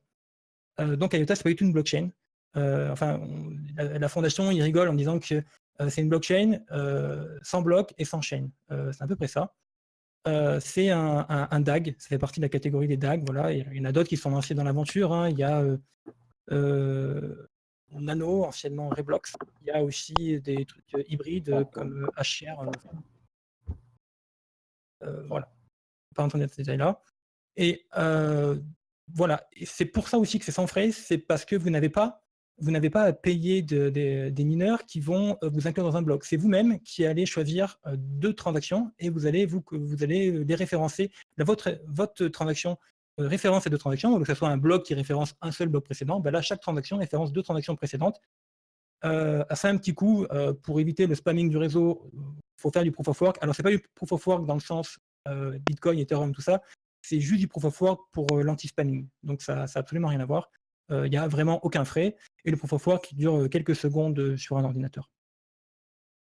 Et c'est pour ça qu'en fait, IOTA arrive à avoir... Alors, c'est parce que c'est vous qui, en fait, ajoutez vos transactions sur le réseau et que ce n'est pas des mineurs qui font ça. C'est pour ça que c'est sans frais. Et la scalabilité, c'est parce qu'il n'y a pas de... dans Bitcoin, c'est quoi qui n'est pas... Enfin, il vient du problème de scalabilité, il vient du problème de la taille des blocs. C'est-à-dire que tu as toutes les 10 minutes, en moyenne 10 minutes, tu as un maximum, alors on va exclure Segwit, hein, donc tu as 1 mégabit par seconde, pardon, 1 mégabit par bloc. Et à ce moment-là, plus quand tu as 10 utilisateurs, c'est bon, quand tu en as 10, c'est bon, 100, c'est bon, 1000, c'est bon, mais quand tu dois inclure 2000 transactions dans un bloc, donc juste 10 minutes, tu peux plus. Donc, il faut augmenter la taille du bloc ou réduire le block time, il faut changer quelque chose. Et ça, Bitcoin s'y refuse. Et avec IOTA, vu que tu peux en fait scaler, on va dire sur en quelque sorte, pour imaginer la chose, c'est comme si tu élargissais la blockchain. C'est pas grave en fait sur IOTA s'il y a une ou deux transactions par seconde, vu que tu n'as aucune contrainte pour ajouter une transaction. Tout ce que tu as à faire, c'est un minimum de proof of work. Donc j'aurais peut-être à éviter de l'appeler proof of work, c'est de l'anti-spamming. Donc c'est en fait pour éviter que ton téléphone portable puisse émettre 1000 transactions par seconde sur le réseau, on met une sorte de frein un petit peu. Voilà. Donc pour éviter. Où j'en étais? Là, je m'embrouille un petit peu, je parle un peu vite. Mince. Donc voilà, tu n'as pas Du tangle. Voilà, oui, du tangle. Tu n'as pas de conditions dans le sens où c'est 10 minutes, où c'est 1 mégabit. Voilà, un bloc à 10 minutes ou un block size 1 mégabit. Tu n'as pas ça. Du coup, en fait, tu peux ajouter autant de transactions par seconde que tu veux. Par contre, il n'y a pas de scalabilité infinie pour le moment. Alors, en fait, pardon? Je dis ça, c'est sûr. Alors, pourquoi? Alors, il faut expliquer pourquoi. C'est parce que bien que la structure de données permette effectivement une scalabilité infinie dans le meilleur des mondes, le problème, et tu vas retrouver ça partout sur toutes les blockchains type Ethereum, où ils travaillent dessus, ils ont une solution, c'est que dans Ethereum comme dans IOTA actuellement, chaque nœud du réseau, chaque full node, en fait, il va traiter 100% des transactions du réseau. Pour que le tangle avance, il traite 100% des transactions. Dans Ethereum, chaque nœud du réseau traite 100% des transactions et exécute 100% des smart contracts pour que la blockchain avance. Et avec ça, tu peux pas. Même si en fait ta structure de données permet une scalabilité infinie, comme le tangle ou comme n'importe quel DAG, tu vas avoir une limitation qui va être une limitation hardware. C'est-à-dire que, OK, IOTA à 1000 TPS, il fonctionne, super. IOTA à 10 000 TPS, techniquement, il fonctionne. Mais dans la pratique, quel ordinateur va pouvoir traiter 10 000 TPS? Voilà, il faut que, par exemple, mon full node, donc un VPS avec 2, 4 ou même 8 cœurs, il puisse fonctionner avec 10 000 TPS, c'est-à-dire toutes les traités, exécuter les smart contracts qu'il y a derrière, et même après, si tu veux que ça soit vraiment adoptable, il faut faire 10 000 TPS, on est déjà pas mal. Voilà, tu ne peux pas scaler à l'infini, tu vas avoir des problèmes hardware. Et la seule solution pour ça, et ça pose beaucoup de problèmes, c'est de partitionner le réseau. Alors, dans Ethereum, on a la solution du sharding, où donc, en fait, chaque nœud du réseau va être responsable d'un sous-ensemble de la blockchain. En quelque sorte, tu ne vas pas traiter, chaque nœud va plus traiter l'ensemble des transactions de la blockchain, mais uniquement en fait les transactions du shard qu'elle gère. Et dans IOTA, alors c'est beaucoup, au niveau de l'avancement du développement, c'est beaucoup moins avancé que le sharding sur Ethereum. On a ce qu'on appelle le clustering, c'est-à-dire que un peu à la manière des shards sous Ethereum, on va diviser le tangle en clusters.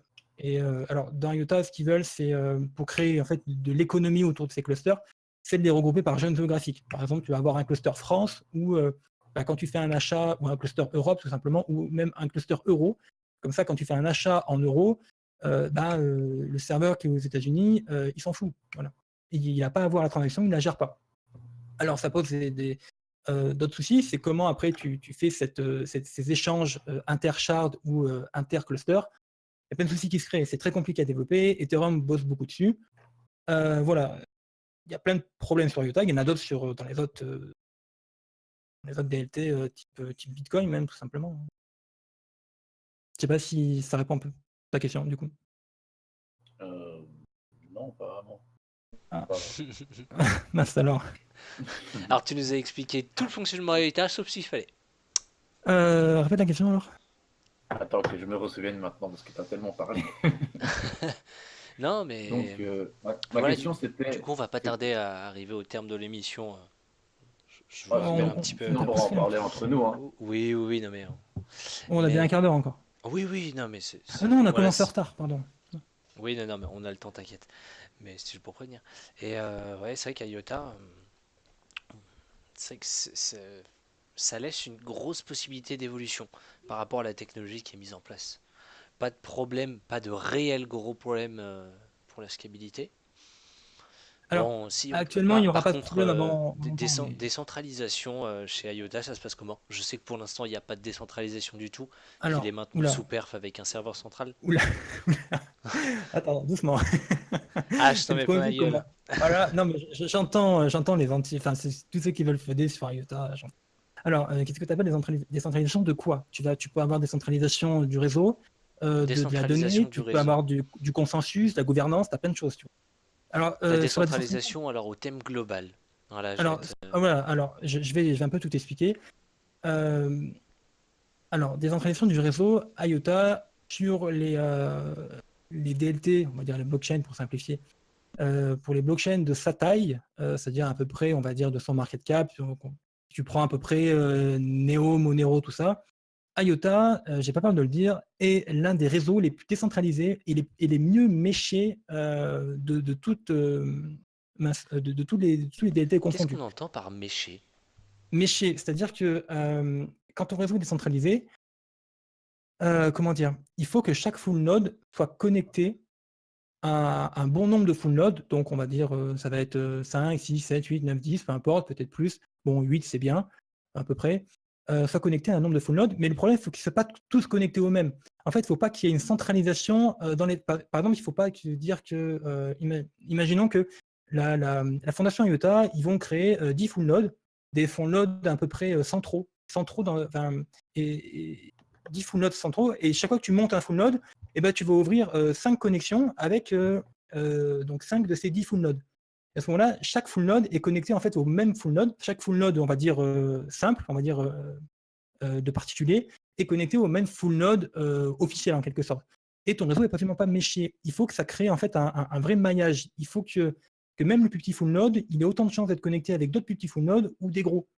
Et que les gros full nodes, eh ben, ils soient connectés alors à un peu plus de full nodes parce qu'ils peuvent gérer plus d'échanges réseau, mais il ne faut pas que tous les full nodes soient connectés au même. Il ne faut pas qu'il y ait une sorte de hub. Voilà. C'est un peu comme si tu regardes le Lightning Network actuellement, le maillage du Lightning Network, tu as des gros au milieu qui ont plein de channels ouverts. Donc, pour l'analogie, c'est une connexion entre deux full nodes. Voilà, c'est de l'échange quand tu échanges des transactions. C'est ce qui se passe un peu sur le Lightning Network. Bon, on ne va pas rentrer dans ce détail-là, du Lightning Network, mais il faut que tes full nodes, il ne faut pas qu'il y ait des full nodes centraux, voilà, tout simplement. Voilà. Et donc, du point de vue du consensus, effectivement, je vais expliquer pourquoi après. Actuellement, le consensus n'est absolument pas décentralisé. Et il y a ce qu'on appelle le coordinator, ou Co pour les intimes, qui est on va appeler ça un serveur central, parce que il n'est pas tellement central. Mais c'est un nœud du réseau qui va émettre, actuellement, on a aux alentours de 40-50 secondes, qui va émettre en fait une transaction, qui est une transaction qui a la même structure que les autres, sauf que elle est émise sur une adresse spéciale, et cette adresse, elle est hardcodée dans tous les full nodes. Et cette transaction, qu'on appelle un milestone, donc en français, ça va être je crois qu'on appelle ça un jalon, c'est une sorte de point de repère, voilà, c'est un checkpoint, et qui va en fait référencer les transactions. Comme j'ai dit, chaque transaction référence 2, et toutes les transactions référencées par des milestones sont considérées comme confirmées. Pourquoi? Tout simplement parce que la structure de données du dangle fait que on peut beaucoup plus facilement avoir comment dire, il n'y a pas une vérité absolue, dans le sens où dans une blockchain, t'es pas dans la chaîne, t'es pas vérifié, t'es dans la chaîne, t'es vérifié. Voilà. Si t'es dans la chaîne et qu'il y a un bloc après toi, t'as deux confirmations. Si t'as 0 bloc après toi, t'as une confirmation. Si t'as 2 blocs après toi, t'as 3 confirmations. Bref, voilà. Dans le Tangle, ça marche pas comme ça. C'est-à-dire que quand tu prends une transaction, vu que c'est un maillage, en fait, tu peux pas tellement dire une transaction est avant telle autre. Enfin, si elle est directement ou indirectement référencée par toi, oui. Mais quand elle est à côté, si elle est voisine, en fait, vous allez pointer vers la même, imagine, mais vous allez avoir potentiellement quasiment aucune qui va pointer vers vous deux, même indirectement. Du coup, pour éviter les attaques de double spend, donc par exemple que quelqu'un tout simplement commence à faire grossir ce maillage sur un côté. Tu t'imagines, alors il y a un site qui représente très bien, qui est pour visualiser le Tangle. Donc pour éviter en fait de double spend, que tu commences à créer continuer le Tangle toi-même d'un côté et qu'après tu le merges au main Tangle, enfin, pour éviter un conflit qui est assez facilement reproductible Synthétise, actuellement, Mathieu. oui. Que ce soit Voilà, plus pour éviter un simple, pas conflit de besoin de double spend, te compliquer vraiment. qui est possible sur IOTA avec 30. Alors, je ne vais pas parler de puissance de calcul, c'est bizarre, on n'est pas sur du proof of work, on va dire, habituel. Il y a un coordinateur qui va éviter ce double spend. C'est-à-dire qu'il va mettre des checkpoints et en ne référençant pas des transactions qui sont en conflit pour éviter le double spend. Et actuellement, donc pour simplifier, pour aller plus vite surtout, ce coordinateur il est géré par la fondation IOTA. Parce qu'actuellement, les attaques de double spend sur IOTA sont facilement possibles. Mais il ne faut pas voir le coordinateur comme quelque chose qui va rester indéfiniment. C'est même pas dans le white paper originel d'IOTA. Il faut voir en fait le coordinateur comme, comment on dit, training wheels. Comme les petits trous que tu mets sur un vélo quand tu apprends à faire du vélo. Pour en fait entraîner le réseau, guider le réseau au début jusqu'à qu'il atteigne un stade mature où il y aura plus de problèmes de conflits avec du double spend. Voilà. Quand il aura en fait, mais pour ça il faut en fait atteindre l'adoption, pas de masse, mais une certaine adoption. Déjà comme imaginons déjà celle de l'Ethereum. Qui ait une certaine affluence qui fasse que Voilà. il sera autonome. Voilà, il devienne autonome. C'est ça. C'est en fait, alors ça va pas être exactement ça, mais on dit souvent que on pourra retirer le coordinateur quand il y aura assez de transactions par seconde. Ça paraît bizarre parce que sur une blockchain, en fait, plus tu as de transactions par seconde, plus c'est la merde, vu que tu as un block size limité. Sur le Tangle, non. Plus tu as de transactions par seconde, plus en fait les transactions sont vite confirmées. Parce que j'ai dit tout à l'heure que quand tu crées une transaction, tu dois en référencer d'autres. et tu ajoutes en fait une confiance dans les transactions que tu confirmes, que tu références. Et du coup, plus tu as de transactions par seconde, plus les transactions sont confirmées vite. Pour Et moi, c'était de là que venait ma compréhension de scalabilité infinie, c'est-à-dire que plus il y a de transactions, plus les transactions vont pas une être. scalabilité. Le Tangle est beaucoup plus scalable qu'une blockchain traditionnelle, mais pas une scalabilité infinie. Voilà. Donc ça serait bien, parce là je pense que l'émission va bientôt être terminée, mais que tu parles quand même du cubique, parce qu'on n'en a pas parlé du tout, c'est un point très Ah, important. qu'est-ce que le cubique? Alors, aussi, je veux dire, Aka, c'était connu pendant des mois sous le terme de Q, sous le terme secret de Q. Alors, Cubic, je ne vais pas trop en parler parce qu'on n'a pas encore des spécifications précises. En gros, c'est une surcouche déjà à IOTA qui va utiliser le token IOTA et qui va permettre, donc il y aura des nœuds cubiques et il y aura des full nodes, on va dire, traditionnels qui vont gérer le Tangle et des nœuds qui vont gérer Cubic. Cubic, c'est une surcouche qui va permettre d'incentiviser, je sais pas comment dire, d'ajouter une incentive c'est même pas français, d'ajouter un intérêt financier pour monter des full nodes. Alors, pour monter des full nodes 1, mais ça va surtout aussi permettre la création de smart contracts et de dApps sur IOTA. Voilà, qui seront en fait exécutés, alors pas comme Ethereum sur tous les ordinateurs du réseau, mais sur des ordinateurs spécifiques qui seront récompensés en token IOTA. Voilà, et c'est en plein développement actuellement, il n'y a même pas encore de spécifications précises, comme j'ai dit. Et donc, on peut imaginer plein de choses autour de ça. Donc, déjà, les smart contracts et les dApps, des oracles, de l'external computing, plein de choses. Ouais, ça paraît un Ok. peu. Je pense qu'il y a encore du boulot, il y a encore matière à voir comment ça va se Ah oui, développer il y ça. a beaucoup de travail, hein. Bah, de toute façon, Rome ne s'est pas créé en un jour. Enfin, c'est une expression un petit peu reprise, mais je pense qu'il faudra encore le temps. Même tout à l'heure, ce dont on parlait avec Lightning Network, ça a beau être, pardon, un petit peu C'est de la merde. useless. Ça a beau être un petit peu useless, je vais pas être aussi méchant, ça peut quand même développer et donner quelque chose de bien, ou faire idée une autre, faire germer une autre idée pour la suite. Enfin J'ai bref, une c'est une petite petite question, s'il parenthèse. vous plaît, si possible. Est-ce que tu pourrais nous parler un petit peu de la roadmap de IOTA sur les prochains semestres, années à venir, qui est annoncée? Alors, année à venir, je pense que. Enfin, tu vois, comme Ethereum, il y a 2019, 2020, pardon, Euh, excuse-moi. Avec le ouais, sharding et toutes les évolutions par rapport. Casper et le sharding principalement, Plasma aussi, Plasma Cache, tout ça. Alors, sur IOTA, ce que j'espère en tout cas, c'est déjà une correction, pas des inconvénients, comme je vais dire, pas supprimer les coordinateurs, c'est totalement stupide aujourd'hui de supprimer les coordinateurs, c'est beaucoup trop dangereux. C'est déjà de régler des problèmes, par exemple ce type selection algorithme dont je parlais tout à l'heure, qui met le 3/4 du réseau, enfin les nœuds qui ne sont pas protégés, complètement down pendant des heures quand ça se passe. Alors la création de l'attaque, parce que c'est vraiment une attaque, si elle a été découverte involontairement, ça reste une attaque, est très embêtante actuellement. Il y a d'autres problèmes comme... Attends, je vais en venir où. Oui, donc c'est fixe de ce bug. Mince, il travaille sur les permanodes, il travaille sur nouvelle implémentation de MAM. Donc, ah oui, ça faut que j'en parle aussi. C'est-à-dire qu'il y a une autre surcouche, alors c'est une surcouche très légère à IOTA, qui s'appelle MAM, donc pour Masked Authenticated Messages, qui va être en fait de l'échange de données. Parce qu'IOTA n'a pas que but d'être une crypto-monnaie comme, je sais pas, Bitcoin par exemple, enfin un medium of exchange, mais aussi en fait, sur IOTA, tu peux faire des transactions qui n'ont aucune valeur. Déjà parce que c'est gratuit, je rappelle qu'IOTA n'a pas de frais, mais aussi parce que dans ces transactions, il y a une grosse partie de la transaction, contrairement à Bitcoin où la plus grosse partie de la transaction, ça va être la signature, bon, même si on peut mettre des données dedans, la signature, enfin le script SIG. Dans IOTA, il y a une grosse partie de la transaction, quand la transaction, en fait, elle a une valeur de 0, tu peux y mettre des données, mais tu peux mettre beaucoup de données. Ça peut être du données texte, alors il est encodé en trit, ou Threads, Ok, comme tu veux. d'accord. Et ça permet. Pourquoi Parce qu'ils voient aussi IOTA comme juste de l'échange d'informations. Je disais tout C'est ça à qui est l'heure. Pardon c'est ça qui est extraordinaire avec IOTA, c'est que c'est un projet vraiment qui touche Euh, tellement de secteurs. Je disais que.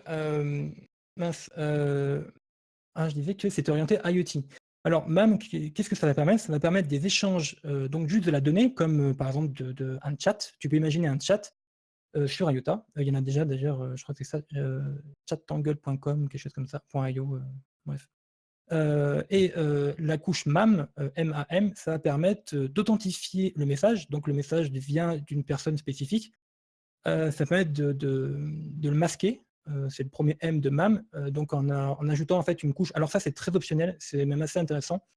C'est que le masquage, on va dire l'encryption du message, le message peut être public, donc sans encryption, mais toujours avec une vérification, avec une authentification.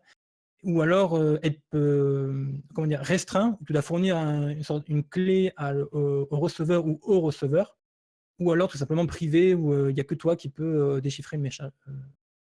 Oui, déchiffrer le message. Je ne me suis pas trompé. Dernière fonctionnalité de MAM, c'est que ça permet en fait de streamer des messages. Voilà, c'est tout. D'avoir en fait une sorte de stream de messages qui est sur ce coup on-tangle.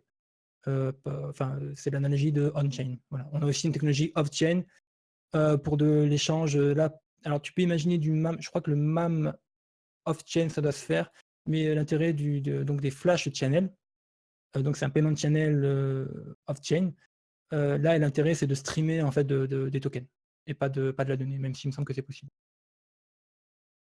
Je ne sais plus du coup la question d'origine. Mince. Mais c'était un peu la roadmap en fait de IOTA. Ah oui, pardon, oui, la roadmap. Oui, putain. Donc il y avait réimplémentation de MAM. Ils ont publié un article en fait il y a quelques jours, je crois. Je vais l'ouvrir sur leur blog. Voilà, non, ça doit être quand même du 16 juin. Ça fait un bout. Ouais, bon. Donc ils travaillent sur voilà, incentiver en fait la création de full node, tout ça. L'auto-peering, donc c'est-à-dire que actuellement les connexions des full nodes sont statiques, c'est-à-dire qu'il faut aller sur Discord, avant c'était Slack, demander qui veut être mon voisin, qui veut faire une connexion avec mon full node, voilà, il travaille sur l'auto-peering. C'était implémenté au tout début d'IOTA, il y a plus d'1 an. Ils l'ont supprimé parce que ça posait des problèmes, c'est-à-dire quand il y avait des acteurs malveillants, on avait du mal à les identifier sur le réseau, vu que les nœuds, comme par aujourd'hui, les nœuds Ethereum, c'est déjà implémenté sur Ethereum, sur Bitcoin depuis longtemps, ça. On avait du mal en fait à les trouver, à éviter qu'ils rentrent en peering avec nous et qu'ils nous envoient des transactions invalides. Ensuite, là, on a eu une surcouche qui s'appelle Nelson, développée par Roman, qui est un community développeur, qui permet l'auto-peering. C'est une surcouche, c'est pas implémenté directement dans l'IRI, donc l'implémentation actuelle du full node IOTA, l'équivalent de Get ou Parity sous Ethereum. Donc l'IRI n'a pas d'auto-peering, voilà. Et apparemment ils veulent en réintroduire un dans l'IRI. Analyse. Ah oui, il y a aussi, ça c'est super intéressant pour vous spéculateurs. Attention, grosse news là. Oula, je me prépare à acheter IOTA. Alors, ouais, je vois. Alors l'XI Hub. Alors qu'est-ce que c'est qu'un XI? C'est pour IOTA Extended Module, un truc comme ça. Ça permet en fait d'ajouter des sortes de modules dans le full node, c'est-à-dire dans l'IRI, pour ajouter des fonctionnalités. Alors nous, avec TheTangle.org, on en a quelques-uns pour une utilisation interne. Donc en fait, ça nous permet d'effectuer des calculs beaucoup plus rapidement directement sur le full node avec sa base de données, donc son Tangle à lui, plutôt que de faire de multiples requêtes au full node. Et donc là, depuis plusieurs mois déjà, ils développent en fait ce qu'on appelle l'XI Hub, donc le hub HUB. Et donc cette extension Hub, qu'est-ce qu'elle va permettre? Et je le disais tout à l'heure que c'était assez galère, la user experience était assez galère sur IOTA parce que c'était orienté pour les machines, pour le machine-to-machine economy.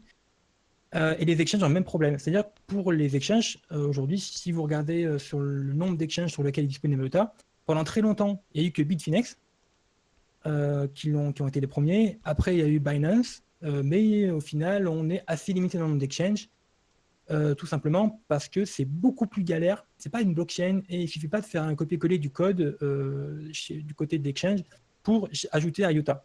C'est beaucoup plus galère. Et donc, il y a très peu d'exchanges qui se lancent dans le truc. Il y avait même la fondation qui avait des employés de la fondation qui étaient chargés d'aider les exchanges pour aider à implémenter IOTA. Et donc maintenant, ils travaillent sur l'XI Hub. Ça va en fait le full node. En fait, c'est un module qui va être ajouté à l'IRI qui va permettre de gérer tout cet aspect de alors je ne vais pas parler des rattachements et de la promotion des transactions, tout cet aspect de non-réutilisation des adresses, de re-émettre les transactions sur le Tangle quand elles sont dans un coin du Tangle en fait, qui ne sera jamais confirmé, parce qu'il y a eu un conflit de transactions, etc., parce que la transaction tout simplement n'a pas eu de chance. Voilà, et cet XJ Hub, il est en développement, il est en audit actuellement, et il travaille de façon très proche avec les exchanges, parce que c'est un truc qui ne doit pas avoir de bugs et pas trop de failles, vu qu'il va être open source, et que ça va permettre ça va être directement sur les exchanges pour gérer les fonds, et donc ça va gérer des milliards de dollars, potentiellement. Je ne connais pas le market cap actuel d'IOTA. Et donc, globalement, ça va permettre, en fait, ce qui vous intéresse, vous, c'est que les exchanges, ça sera beaucoup plus facile. Et ils disent que ça sera quasiment... Plus de volume, du coup. Alors, plus d'exchanges, surtout. C'est-à-dire que Bah, ce sera beaucoup plus facile pour les forcément. exchanges d'implémenter Et du coup, IOTA. Du coup, on peut le imaginer volume va IOTA sur forcément sortir. Kraken, Voilà, le volume augmentera. Voilà. Et quand il y a un nouvel exchange, ils disent déjà qu'il y a plusieurs mois, ils avaient publié comme quoi IOTA arrive sur plusieurs nouveaux exchanges. Voilà, Ouais, grâce genre à Bittrex, où il est jamais grâce à arrivé. LeadClub. Sur Bittrex, alors il y avait une rumeur simplement parce que dans l'API, IOTA est apparu, mais le ticket de IOTA c'était troll. Donc voilà, donc c'était vraiment un troll. Ah, Je génial. crois qu'il y avait quelque chose comme ça, je crois qu'il y avait troll dans le ticket ou quelque chose comme ça. Voilà, il travaille aussi sur une implémentation de l'IRI qui travaille sans coordinateur. Voilà, sur les local snapshots, c'est très important. Il faut parler des snapshots. C'est que comme le Tangle, la blockchain, si vous voulez, d'IOTA, n'a pas de frais et que il vous suffit d'un peu de puissance de calcul pour émettre une transaction, vous pouvez en fait émettre avec un ordinateur peut-être une transaction toutes les 1, 2 ou 3 secondes, ça dépend de votre puissance. Des fois 10 secondes si vous n'avez pas de chance, des fois plusieurs par seconde si vous avez du matériel assez adapté. Et donc, comment dire, et en plus, vu qu'IOTA permet de transférer des données, vous pouvez mettre beaucoup de données dans cette transaction. Du coup, la base de données sur les full nodes va grossir à une vitesse assez importante. Mais pour garder, c'est une base de données qui est relativement faible, surtout si on prend en compte le fait qu'il soit très scalable, pour que ça soit gérable, simplement qu'on n'ait pas des full nodes qui aient besoin de téraoctets de données. On a ce qu'on appelle les snapshots. Alors pour le moment, la snapshot, elle est globale, c'est-à-dire que la fondation, quand la base de données a atteint un certain niveau, ça peut être par exemple 40 gigas, 50 gigas, ou alors tout simplement qu'ils veulent hard forker le réseau, ils font ce qu'on appelle une snapshot, c'est-à-dire qu'on arrête le coordinateur, on upgrade le full node, on permet au full node d'effacer leur base de données, on release une nouvelle version et on redémarre le coordinateur. Voilà comment ça marche. Et c'est très global, c'est-à-dire que le réseau est down pendant quelques heures. Ça s'est passé récemment, début juillet. Il y a 10 jours, je crois, à peu près. Voilà. Et donc, ce que va permettre la local snapshot, c'est qu'on va pouvoir snapshotter, mais au niveau local. C'est-à-dire chaque full node va pouvoir snapshotter, c'est-à-dire effacer sa base de données quand il le souhaite en fonction de ses performances ou son espace disque. Parce qu'en plus d'avoir besoin d'espace disque, on a besoin aussi de RAM et de processeurs pour pouvoir trouver les transactions sur le disque. Voilà.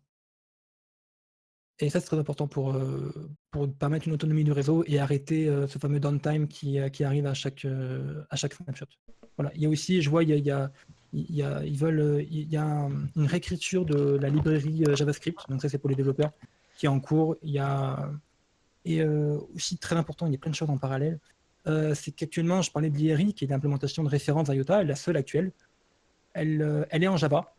Et elle est, on va dire, héritée d'un code qui n'est pas très très propre. Il a été rustiqué en quelque sorte pendant des années. Les développeurs d'aujourd'hui, c'est plus les développeurs d'avant. Je pense qu'on peut résumer ça simplement en disant que... En gros, il y a d'autres implémentations Ouais. plus rapides du full node d'IOTA qui vont arriver, notamment en C et en Rust. Et il y a aussi un community développeur, Romain, j'ai dit tout à l'heure, qui travaille sur Hercules. Du coup, qui va être une comme je le disais, je pense qu'il y a implémentation encore... en Go. Ouais, il y a plein de choses en fait. Tu me demandes la roadmap et il y a plein de choses sur IOTA.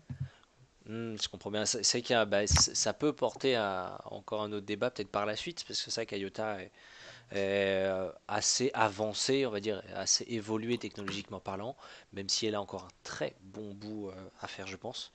C'est très Mais ambitieux comme projet. ah bah clairement, c'est pas pour rien qu'il passe dans enfin que IOTA, sa technologie est présentée sur le Trading Point, parce que c'est vrai qu'il y a vraiment matière. Euh, je donnais le mot de la fin. Déjà, Je voulais, je voulais juste Reconnect. rebondir sur ce que Mathieu disait par rapport au MAM. C'est très important, je pense.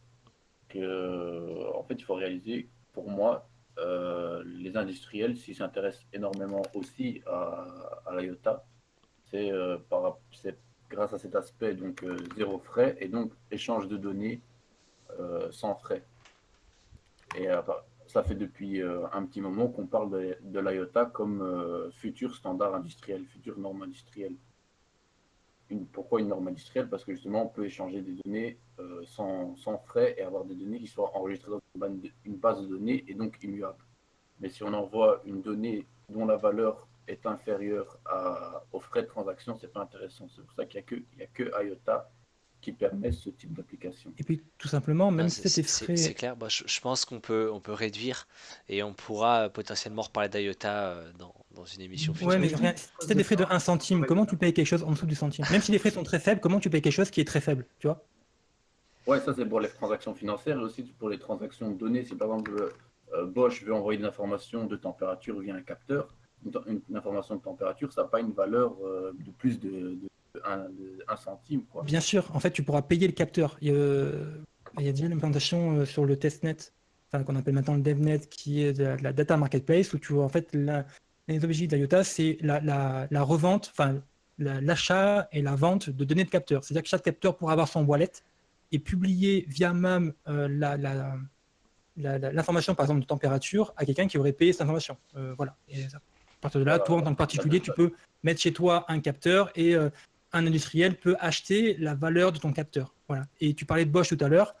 Bosch, ils ont développé un kit de développement qui s'appelle XDK, qui est un petit boîtier qui implémente en fait MAM sur IOTA pour permettre des développements d'hardware qui utilisent MAM, donc les channels de transfert de données sur IOTA. ouais, ça Eh ben fonctionne écoutez, je déjà. pense qu'il reste encore beaucoup à dire sur IOTA, donc je pense que on refera un épisode sur IOTA et Ouais, je tu me pense réinviteras. que le mec est plutôt directif, hein, mais je pense que oui, on va essayer de trouver d'autres personnes. Tu y seras convié, je pense que tu es le Ah bah, faut qu'il représentant soit de là. IOTA France, bah oui, forcément. Et C'est trop d'honneur, ça. non, je plaisante, mais bah, merci à tous les deux d'avoir accepté notre invitation. C'était très Bah, merci de sympa et je m'avoir pense qu'on invité. Merci pour pourra, l'invitation, hein. bah, je pense qu'on pourra, enfin d'avoir répondu présent, pardon. Je pense qu'on pourra reporter ça dans le futur. Merci à l'équipe, Jean-Luc, Baptiste, toujours fidèle au poste. Phil, bah, du coup, qui est en vacances, hein. Le mec, il profite, attends, quand même, il travaille tout le temps. Ouais, non, c'est vrai, c'est vrai. Et bah, du coup, Ah, petit merci à toi, bonjour Quentin, à surtout. Hein, de aussi, il faut rien, quand même un le plaisir. dire. Mais merci à à ceux qui nous écoutent. Un petit clin d'œil du coup à ceux de IoT France qui nous découvrent potentiellement. Merci à la production d'avoir été là. Et puis, eh ben, écoutez, je vous dis à la semaine prochaine. Au cas Euh, où, juste, si oui, vous voulez, pour les personnes intéressées par le projet IOTA, je vais mettre dans le chat live le lien du groupe. C'est super comme groupe quand on est intéressé à IOTA. Il y a plein de liens qui tournent. Les gens, ils sont super tech, ils sont au point sur tout. Ouais, Allez-y, c'est gratuit, c'est avec plaisir, franchement. il y a quand même beaucoup de spéculations et moi, je vous mets le lien vers comme... mon Tangle Explorer et vers le Discord de la CryptoStation aussi. Non mais ça y est quoi. Ça y est, il Attends, je se vais faire perd. ma autre compte, je vais faire mon autre compte. Ouais, arrête ça. Et ouais, non, mais merci, c'était top. Et je pense que ouais, on fera une seconde émission à IOTA parce il mérite encore qu'on en discute un peu. Eh ben écoutez, merci beaucoup à tous. Je vous dis à lundi prochain de 21h à 22h sur le Trading Point, sur la chaîne YouTube que vous pouvez retrouver aussi. Vous avez juste à taper Trading Point. Et ben ciao, bonsoir à tous. Salut, à Ciao, plus. ciao. Allez, passez une bonne soirée. Bon trade. Ciao. Salut.